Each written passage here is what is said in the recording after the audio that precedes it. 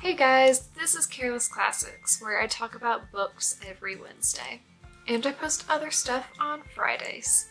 But wait, I already posted a Careless Classics this week. Well, I skipped last week completely, so this week I'm doubling up.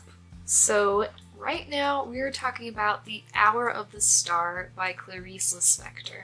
And I know that I talk a lot about how much I love every single thing I read, but this is honestly one of my favorite things that I've read in a while. I mean, talk about a book that is so wonderfully strange. I mean, you kind of have to read it twice.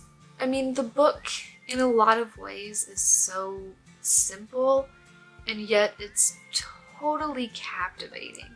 And it has a narrator that you're not gonna find in any other book. Okay, getting a little ahead of myself here. So, Clarice Lispector was a really awesome Jewish Brazilian writer who died in the 70s. First off, she was beautiful, like, oh my god. Also, more importantly, she has this amazing, totally unique voice in her writing. I mean, it's so interesting to have this sort of like odd, flighty, distracted narrator. It really makes this book kind of a crazy read. And the narrator is also very meta about this being a work of fiction and about them writing the fiction. Like, there are a lot of moments where the narrator is talking about writing it while they're writing it.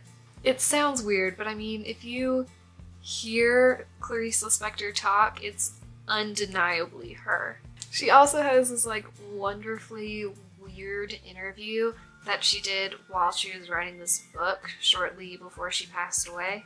And I mean, when I watched that interview, like, everything strange about this book kind of just made sense because, like, it was coming from her. God, she was such a freaking cool person. I will link to a version of that interview with English subtitles below. I highly recommend you watch it.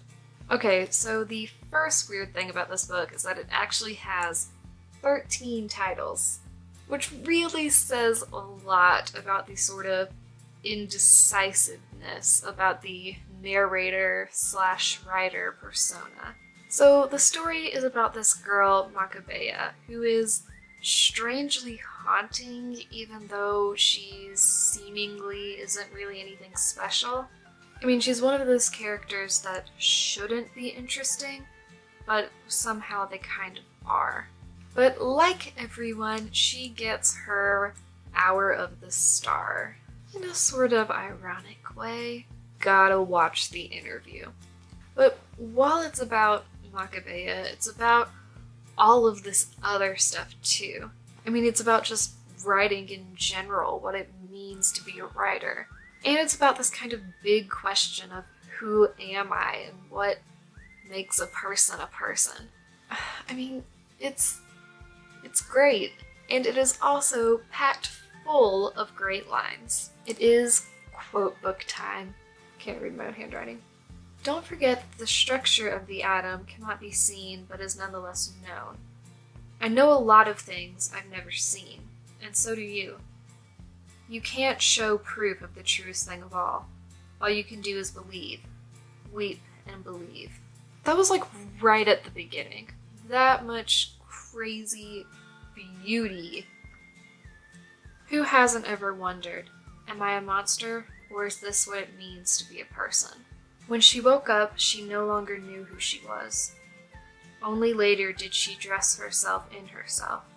She spent the rest of her day obediently playing the role of being. I love that, the role of being. I, who symbolically die several times just to experience the resurrection. Okay, so definitely read this book. It's only 77 pages long, and you might need/want to read it twice. I mean, it's just, I've never read anything with this kind of narrative style. Also, when you finish reading this book, go watch that interview and get an idea of what Clarice Lispector's like. And hear her say a lot of interesting things about this book. Alright guys, next week I will be talking about The Bluest Eye by Toni Morrison. So check that out. Okay, bye. I also have a dog named Goose. I own this romper she's wearing. I guess that's about it.